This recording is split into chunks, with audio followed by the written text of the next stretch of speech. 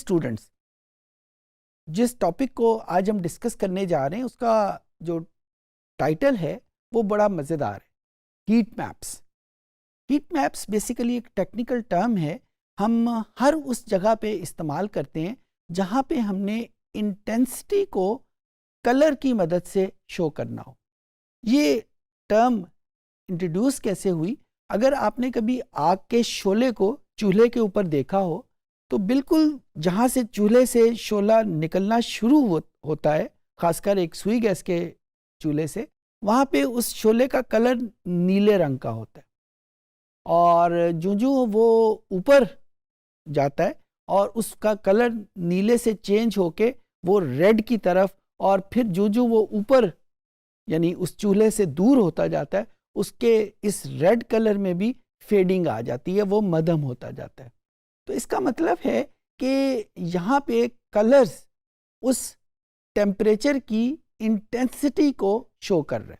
जब maximum temperature होता है उसका कलर ब्लू है, और जो वो टेम्परेचर की वैल्यू कम होती जाती है उसका कलर चेंज होता जाता है। बिल्कुल यही कॉन्सेप्ट हम डेटाबेस विजुअलाइजेशन में इस्तेमाल करते हैं, खासकर जब हम एक टेबल डेवलप करते हैं तो उस टेबल में जहाँ पे हमारे पास न्यूमेरिक फिगर्स लिखी हुई नज़र आ रही हैं, बिल्कुल उसी तरीके से हम कलर्स और ख़ासकर कलर के शेड्स को यूज़ करते हैं कि जहाँ से हम इंटेंसिटी को विजुलाइज कर सकें, ताकि हमें ये देखने के लिए कि यहाँ वैल्यूज़ ज़्यादा हैं और यहाँ वैल्यूज़ कम हैं, हमें उसको देखने के लिए न्यूमेरिक फिगर पढ़नी ना पड़े, बल्कि हम जब शेड में, कलर के शेड में फ़र्क आए, वहीं से हम विजुलाइज कर सकें कि यहाँ पे वैल्यूज़ चेंज हो रही हैं।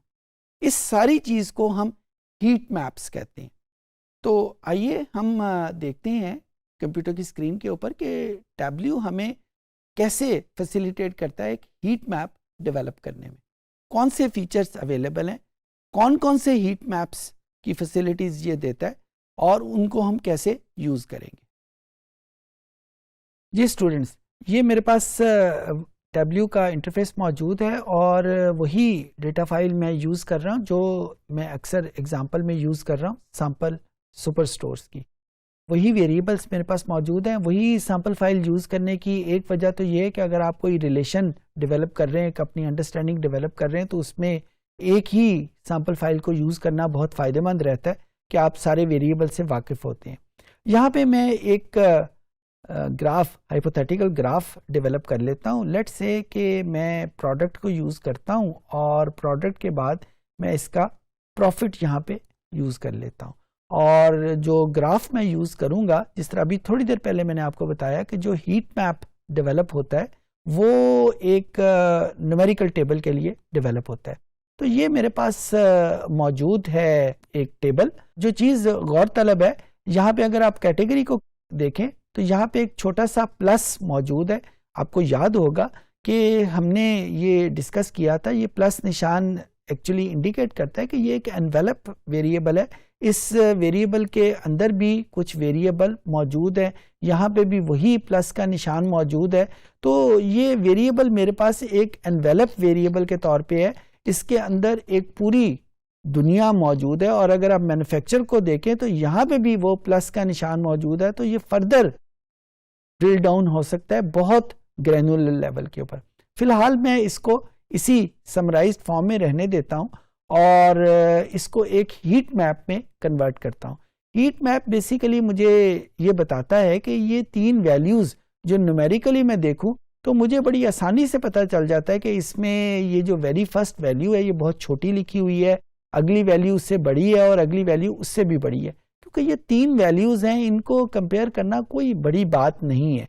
लेकिन जो ही मैं इन नंबर ऑफ़ वैल्यूज़ को इंक्रीज़ करता हूँ तो यही एनालिसिस कि कौन सी वैल्यू बड़ी है कौन सी वैल्यू छोटी है वो ज़रा मुश्किल हो जाता है। और जब ये वैल्यूज़ और बढ़ जाती हैं तो ये बड़ी छोटे होने का जो कंपैरिजन है ये और मुश्किल हो जाता है। सो यहाँ पे हमें हीट मैप अगर सामने आ जाए जिससे हमें उसकी इंटेंसिटी का, उसकी मैग्नीट्यूड का पता चल जाए, तो हमारे लिए बहुत आसान एनालिसिस हो जाएगा। मैं इसको दोबारा उस समराइज्ड फॉर्म में कन्वर्ट करता हूँ और जो मुझे यहाँ पे रिक्वायर्ड है, ये मेरे पास ग्राफ की टाइप है जो हीट मैप डेवलप करने में हमारी हेल्प करती है।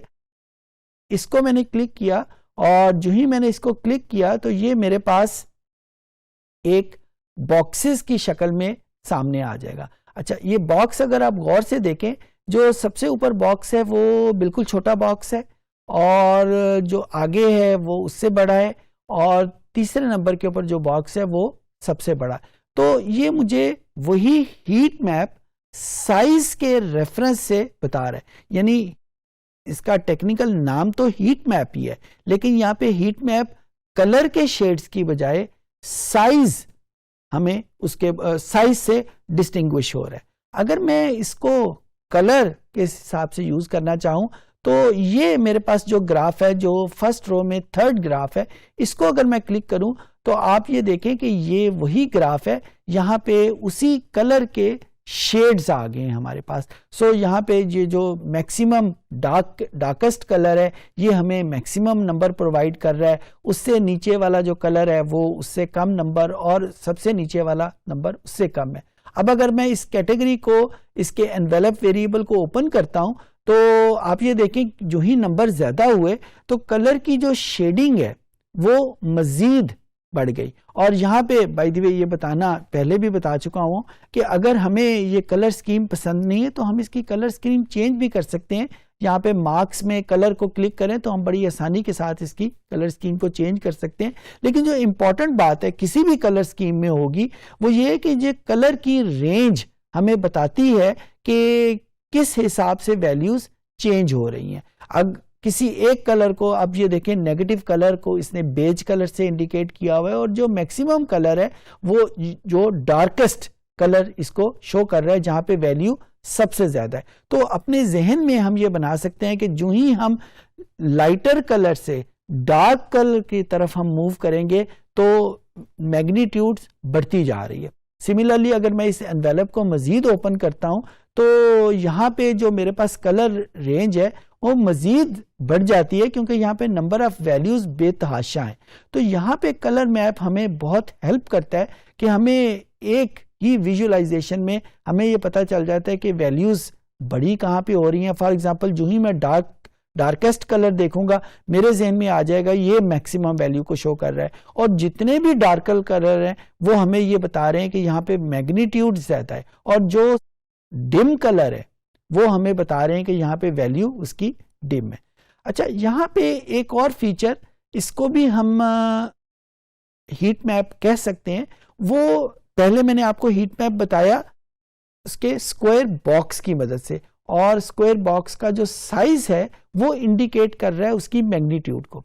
फिर दूसरे जो ट्रेडिशनल हीट मैप होता है कि कलर के शेड्स के रेफरेंस से हमें पता चल जाता है कि वहां पे मैग्नीट्यूड कहाँ पे वेरी कर रही है। एक और किस्म का हीट मैप भी टैब्ल्यू हमें प्रोवाइड करता है, और उसके लिए मुझे, अगर आप यहाँ पे देखें तो इस टूल टिप को अगर मैं क्लिक करूं तो इस टूल टिप को क्लिक करने के बाद मेरे पास यहाँ पे ये इस टूल टिप को क्लिक करने के बाद यहाँ पे बहुत सारी ऑप्शन में एक ऑप्शन मेरे पास आती है शेप्स की।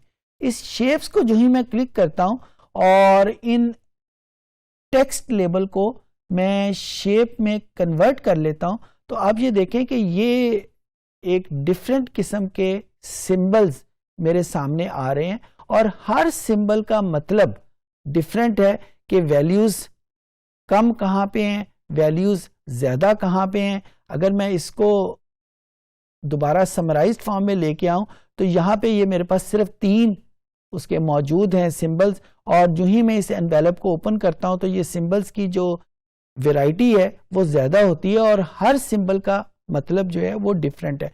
अब अगर यहाँ पे मैं इन शेप्स को चेंज करना चाहता हूं, अपनी मर्जी के मुताबिक कोई और शेप्स क्लिक करना चाहता हूं, तो मैंने इस शेप को यहाँ पे क्लिक किया और ये मेरे सामने हर शेप की जो वैल्यू है वो मेरे सामने यहाँ पे लिखी हुई आ गई है कि किसी भी शेप की वैल्यू को, इस गोल दायरे का क्या मतलब है, इस स्क्वायर का क्या मतलब है, इस प्लस के निशान का क्या मतलब है, मल्टीप्लिकेशन का क्या मतलब, वगैरह वगैरह।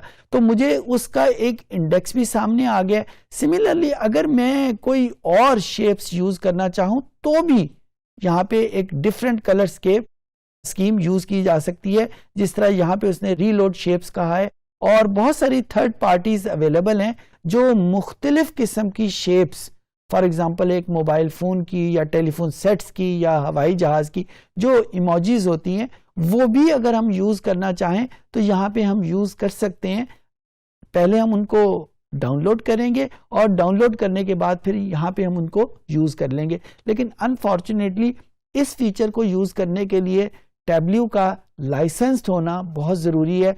यहाँ पे वो जो ऑप्शन जो डाउनलोड करने में हमारी हेल्प करती है वो यहाँ पे नज़र ही नहीं आ रही, क्योंकि जो ही आप इसको लाइसेंस्ड वर्जन पे लेके आएंगे, यहाँ पे जो आपको 2 ऑप्शन नज़र आ रही हैं, यहाँ पे एक तीसरी ऑप्शन भी नज़र आएगी जिस पे लिखा होगा डाउनलोड मोर शेप्स, और जो ही हम उसको क्लिक करेंगे तो वो फिर एक वैरायटी ऑफ शेप्स आपके सामने ओपन हो जाएगी। बहरहाल वो लाइसेंस वर्जन के ऊपर है। सो ये हमारे पास 3 डिफरेंट किस्म के हीट मैप्स हैं जो टैबल्यू हमें ऑफर करता है।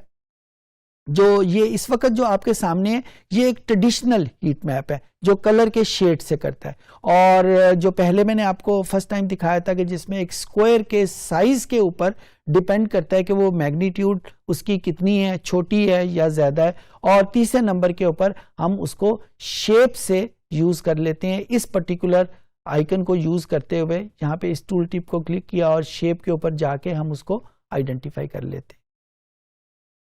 इस सेशन में हमने देखा कि टैबल्यू की मदद से हम एक हीट मैप कैसे डेवलप करेंगे, हम कैसे उस न्यूमेरिक टेबल को कलर की इंटेंसिटी के थ्रू विजुलाइज करवाएंगे। यानी ये भी एक डिफरेंट किस्म का ग्राफ है जिसमें हम कोई पिक्चर, कोई फिगर यूज नहीं कर रहे, बल्कि कलर की इंटेंसिटी को यूज करते हुए हम डेटे की ज़्यादा होना या डेटे का कम होना, उनकी मैग्नीट्यूड का, वो हम डिपिक्ट कर रहे होते।